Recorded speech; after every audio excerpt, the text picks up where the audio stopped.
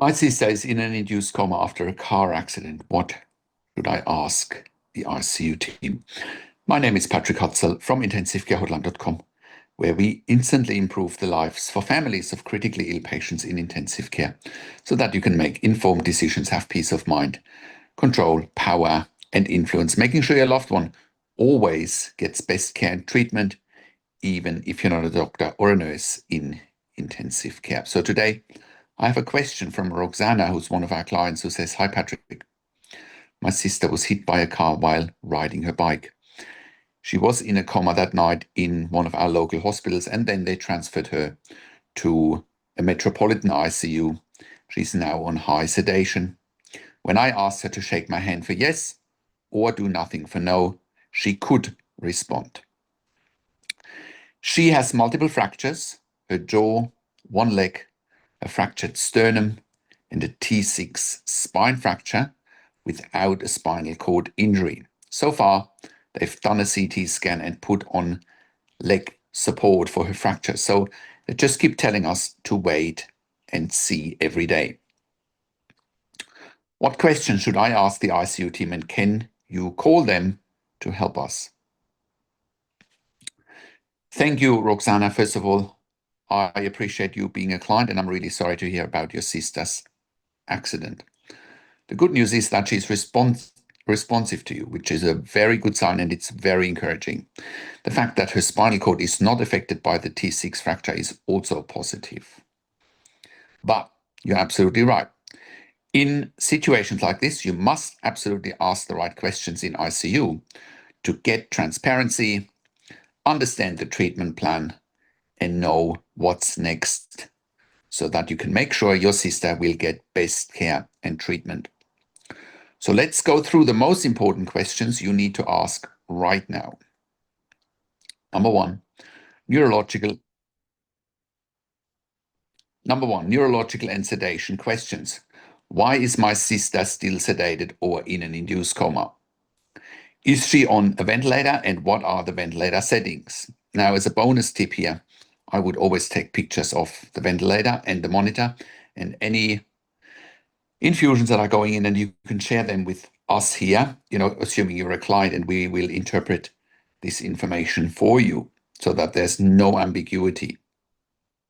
Next, what did her CT scan of the brain show? MRI scan of the brain show? Did she have an EEG? When will they start reducing sedation and opiates to assess her neurological function fully? How does she respond when sedation is lightened or off? Can you reduce opiates as well? What sedatives and opiates is she on? Are they long-acting? Are they short-acting? Are her kidneys and liver working? Next, let's look at the fractures and the surgical plan going forward. What is the plan for her leg fracture? Surgery or conservative treatment?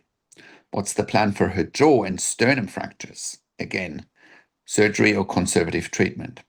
Are all fractures stable?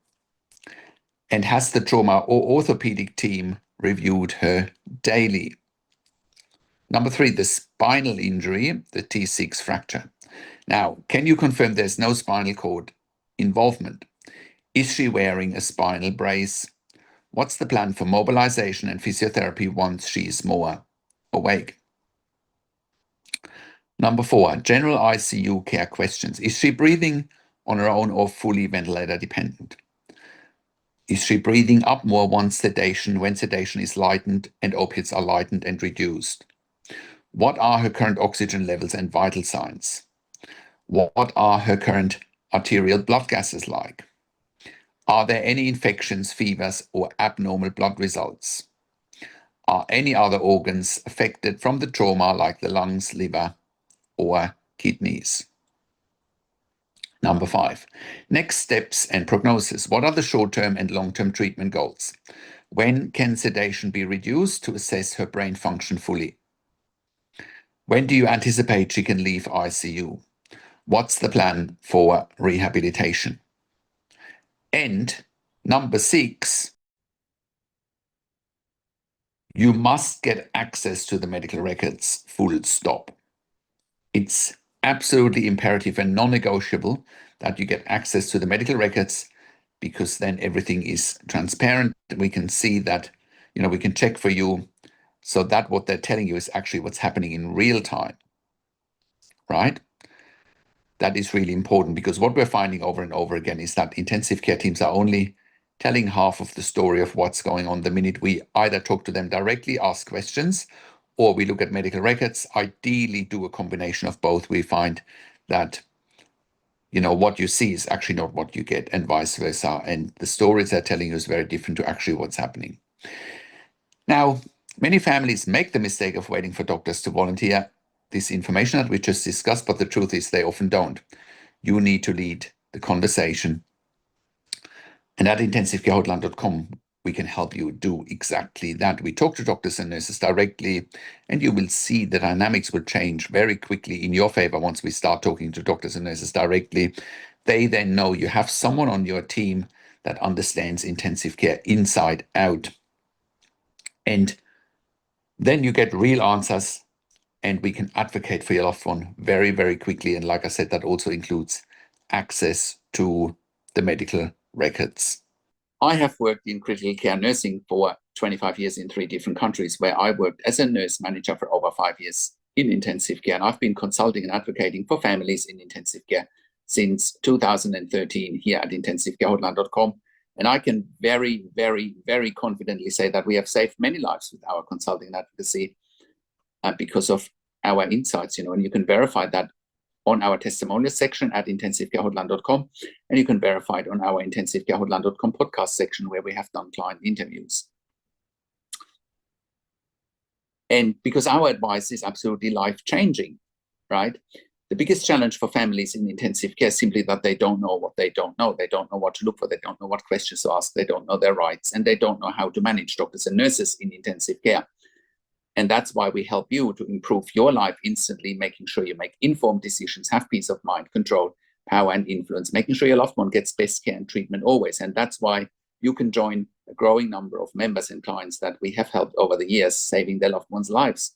And that's why I do one-on-one consulting and advocacy over the phone, Zoom, WhatsApp, whichever medium works best for you. And I talk to you and your families directly. I handhold you through this once-in-a-lifetime situation that you simply cannot afford to get wrong.